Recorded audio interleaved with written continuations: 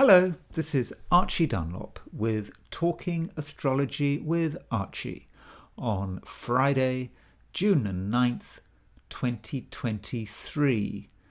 Today, I'm a bit chaotic. I haven't really got any big theme I want to talk about.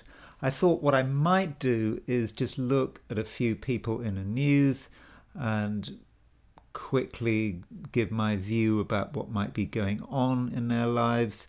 I haven't done much preparation, but I thought I'd look at Putin's chart. I was going to look at Zelensky's chart. And I think, I'm going to look at Prince William's chart. People have been talking about Prince William in the comments. And I'm not going to make any real forecasts for Prince William. I just want to have a look at his chart, simply because I've never looked at his chart before. Obviously I have looked at his chart, but I haven't really looked at his chart on these videos. So I think that's what we'll do. We'll look straight at Prince William's chart. I haven't done much preparation for this. So, the thing about Prince William is he is a Cancerian by the skin of his teeth. You can see that he's got his sun at 0 degrees 6 minutes Cancer. That's as close as it gets. If he'd just been born a little bit earlier in the evening, he was born at 9:03 p.m. on June 21st, 1982, he would be a Gemini, and things might be very different. But he was born on a new moon. So there's his sun in Cancer, moon at 4 degrees Cancer. What does it mean to be born on a new moon? There was a book which was very highly rated by astrologer Dane Rudyard called The Lunation Cycle. And he looked at the sun-moon relationship and how you start. You start at the new moon, you go to the first quarter, the full moon, last quarter, and you go back to the new moon. And this might give some idea about where someone's at.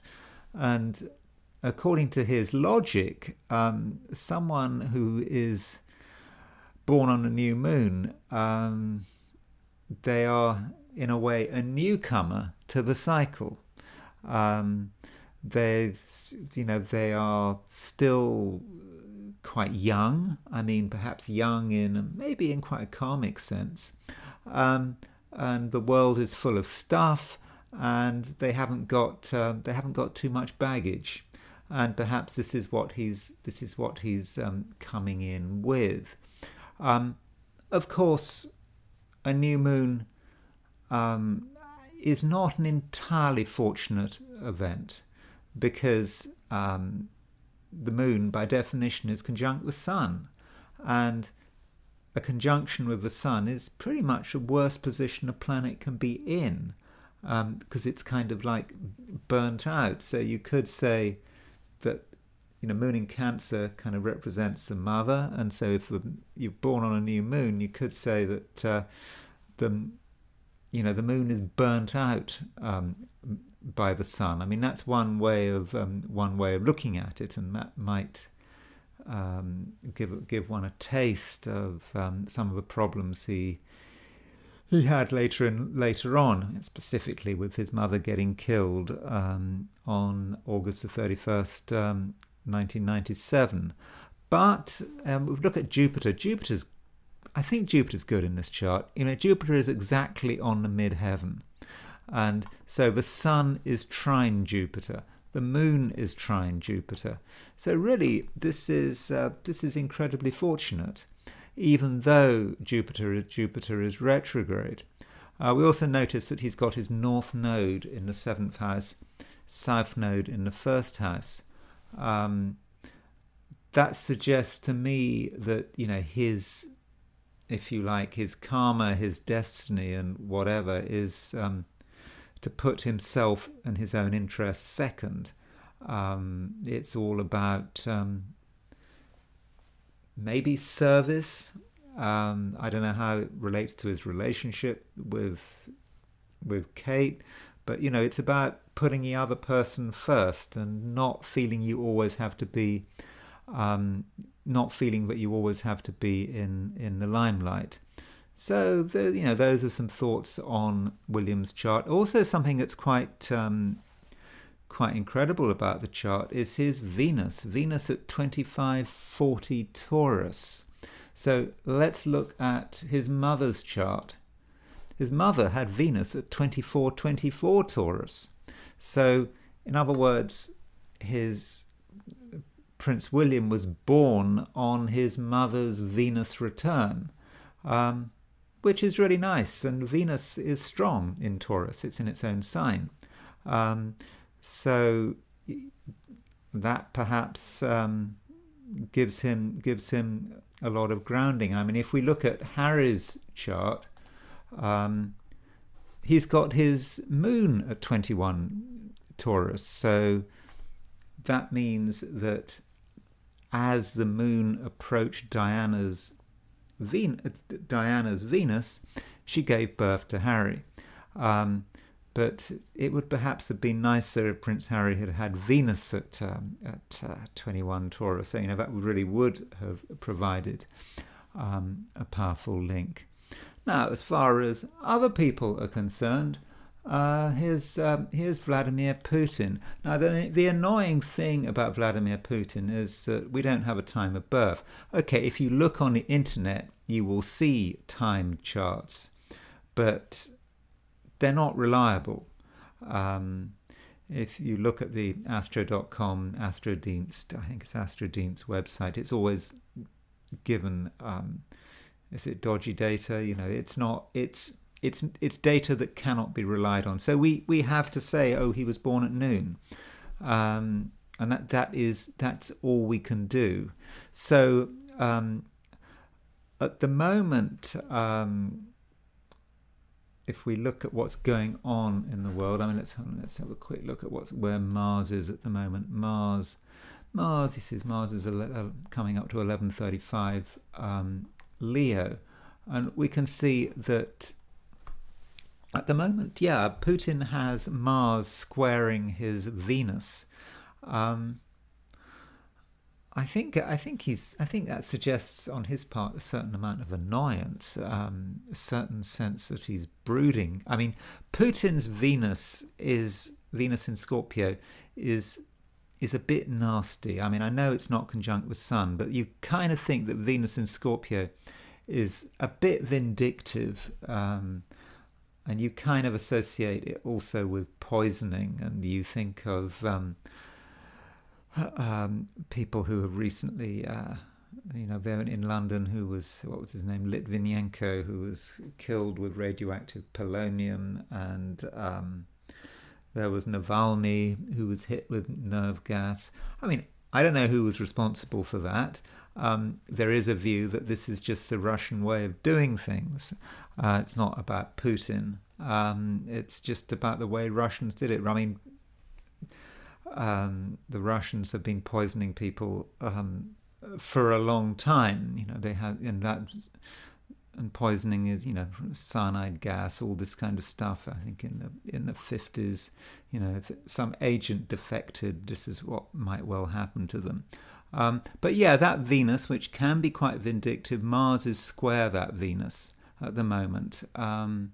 So maybe he's annoyed at the moment. Maybe his thoughts are about revenge. I don't know, revenge for what? I don't know. Another thing that's going on in Putin's chart is that Saturn is currently about to go stationary retrograde. It does that, I think, at around 7 degrees 12 minutes Pisces. So in other words, it goes retrograde when it is exactly 135 degrees from Putin's Mercury-Neptune midpoint. And so what does it mean to have Saturn on your Mercury-Neptune midpoint? I mean, I think it can be quite depressing and kind of feeling uncomfortable with the way things are going, and having perhaps unreasonable thoughts, even if things aren't going too badly. Mercury conjunct Neptune can get out of control, can have imaginings about what could go wrong, particularly when Saturn is 135 degrees away from it. Now, as far as Zelensky is concerned, Mars continues its movement through Leo, and he has got 3 planets in Leo. Now, normally when you have Mars going through Leo, even if you've got 3 planets in Leo, it's not a big deal. Mars is a fast-moving planet, so it's not a big deal. However, if you're Zelensky and you're in the middle of conducting a war, then having Mars hitting your moon and your Saturn and all that kind of stuff, and your IC, can be a bit difficult. And so over the next few weeks, Zelensky does have Mars hitting his moon, hitting his IC, and this represents the foundations of who he is. And if you take Zelensky's chart as being the chart for his country, as I've explained before, there is an argument for saying that the head of state's chart is the chart of the country. This would be the chart of Ukraine. So perhaps Mars hitting at IC is, the whole foundations of the country are perhaps under threat. So looking at Putin, looking at Zelensky, I don't think things look great for either. One thing about Zelensky is that Uranus has been at 2021 Taurus, and so that means that Uranus has been square his midheaven, square his IC. In fact, there was a Mercury-Uranus conjunction square his midheaven, square his IC a few days ago. So that represented perhaps the anxiety and the tension, and then we have this offensive going on, supposedly this Ukrainian offensive, and so that might be about that Mercury-Uranus conjunction hitting his midheaven. The midheaven represents the way one is progressing, and so Uranus-Mercury hitting that midheaven, it's certainly a great need for action, but there could also be some frustration and anxiety about it, because one is getting very mixed reports about how this Ukrainian offensive is supposedly going. Of course, it depends who you read. If you want to read the Western press, it seems to be fine. You read the Russian press. I mean, not that I read Russian, but if you can see, you get a different view, and you have to work out, which one is right. And the Western press is just as biased as the Russian press. So we just don't know. But I don't think that having Uranus on the midheaven, square the midheaven, is necessarily such a good thing. Anyway, I've looked at a few charts, and I will now look at today's planets, and it is Friday. It is Friday, June the 9th, and these are the positions at noon. So what is going on? Well, in one sense, there's a bit of relief because the moon is now in Pisces. I was talking earlier, a day or two ago, about the fact is that there isn't so much water in the sky.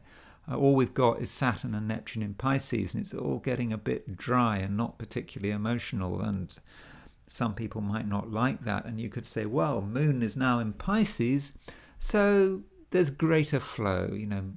Moon in Pisces. Pisces is obviously a water sign. Unfortunately, the moment the moon goes into Pisces, it makes a conjunction with Saturn. But that's not the whole story. The first thing the moon does when it enters Pisces is it makes a sextile to the North Node, it then makes a sextile to Jupiter, and then it makes the conjunction to Saturn.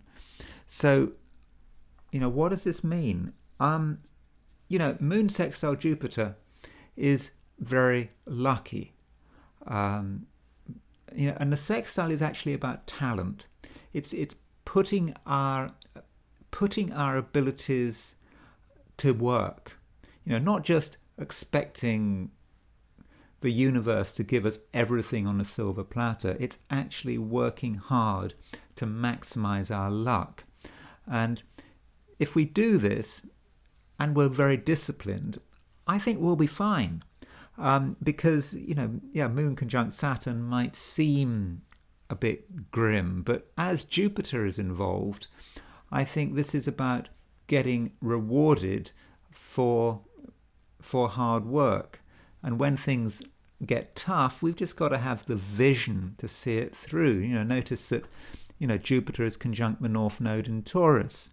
It's about focusing on a material result and going through with it, with everything we've got, and in the end being successful. As far as relationships are concerned, it's a mixed picture. Moon sextile Jupiter is nice, but it's conjunct Saturn. This is not a time for out of control feelings. It's a time for in control feelings.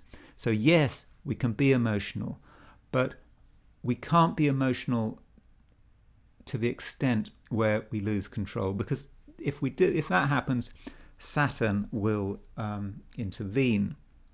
Now, while this is going on, Mercury is making a sextile aspect to Neptune. So Mercury is here, Neptune is there. What does that mean?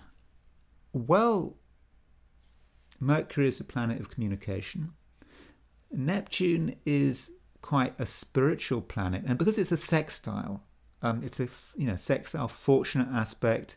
It's not sloppy. It's to do with talent and ability. That means that we can harness our intuition.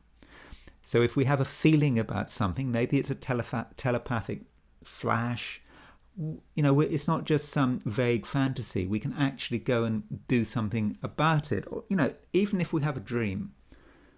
So if you dream, write it down. See what the dream is saying. And I'm not just talking about the kind of dream you have when you're asleep, daydreams, just if some random thought comes into your head, write it down, because with Mercury sextile Neptune, it could be very important. Now, as far as other stuff that's going on, Sun and Venus still making that 45-degree aspect, and today they hit the Saturn Aries midpoint. In fact, I think they're squaring. The Sun is certainly squaring the Saturn Aries midpoint. Saturn and Aries, put them together, the world is a somewhat dour place at the moment. Aries, world at large, Saturn, limitations. We're very aware that we live in a world where we can't get much done. And I don't mean that on a personal level. I'm talking about it more on a collective level. We can see what the world is like. We can see that there really aren't that many opportunities in a general sense. The world is not like it used to be. And I think that we have that realization, and it might seem rather sad. But the key thing is that we mustn't take it personally. One other thing that's going on is that there's Uranus is conjunct there's Venus, there's Saturn, and Uranus is conjunct the Venus-Saturn midpoint. Now, Venus-Saturn in terms of relationships is not great. I mean, Venus-Saturn gives us the idea of emotional inhibition, or just focusing on material stuff and not to be, and feeling that, emotions relating is just can't be done, because you've got to sort out the material realities, and that Uranus creates a shock around that whole complex with Venus and Saturn. Maybe we will realize what someone is like. Maybe we will realize how materialistic and unemotional someone is. That's on the downside. Or if someone is emotionally inhibited, Uranus is a shock which allows them to come out of their emotional shell. So, so think about that. It's a two-edged sword, but there's a kind of a shock around emotional inhibition, and perhaps we'll find out what people are really like. Maybe we will find out that they really are inhibited. Or maybe the shock will be able to release those inhibitions. So it'd be interesting to see how it works out. Now, as far as the 12 signs are concerned, here are my forecasts for today. Aries, you probably don't have to do anything. Let other people play their games and reach for the popcorn. Taurus, you can benefit from the world around you, and at the same time you have a feeling that you're being looked after. Gemini, you're surprisingly intuitive. After all, Mercury, ruler of Gemini, is sextile Neptune, and at work you have a strong feeling about what is going to happen next. Cancer, you have a vision, but it won't last forever. You must trap it while you have the chance, and then make it reality. Leo, some things have reached the end, and it is time to bid them goodbye. A challenge must be addressed. Virgo, you can feel the vibes. After all, Mercury rules Virgo, and it's sextile Neptune. You can feel the vibes, and you know which way things are moving. Partners are holding back on something. Libra, you feel a certain isolation from the rest of the world. This allows you to get a sense of perspective. Scorpio, you're not in the mood for half measures. You either do it properly or not at all. Someone is feeling gloomy. Sagittarius, you feel somewhat trapped, particularly in a family setting, but the situation has clear advantages. Capricorn, you control the conversation, whatever that means, and your clear positioning makes you new friends. Aquarius, you have a good understanding of financial realities, and that helps you make clear but perhaps unpopular decisions. And finally, Pisces, today you can be responsible and also stay in control of the situation. Friends have interesting ideas. Now, as far as the I Ching is concerned, as ever, I threw 3 coins in the air, and I asked the question, what is Friday going to be like for visitors to my YouTube channel? And the first hexagram I got was really good. Arguably the best hexagram in the book. Hexagram number 14, possession in great measure. We will all realize that we do have a lot. And from a financial perspective, this is a chance where we can make money, or we can certainly lay the foundations for great money-making schemes. And we will also find that when we contemplate our wealth, and when I say wealth, I don't mean just money in the bank, piles of gold. It's a wealth of who we are, and it's a wealth of what we can achieve in the future. When we contemplate all of this, we're going to get help.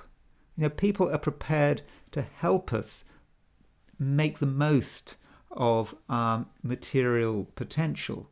So yeah, use other people. Obviously, other people have to be rewarded, but people will gather around you. maybe not just today, but as you start to develop your ideas, they will help you marshal your resources. And this hexagram number 14, it moves to hexagram number 30, which is clinging. And this suggests that we can put ourselves in a position of leadership and people will cling to us. And I don't mean cling in a negative sense. I mean cling because they really appreciate what we can do and they appreciate our leadership. Anyway, that's all I'm going to say for today, and I will talk to you tomorrow.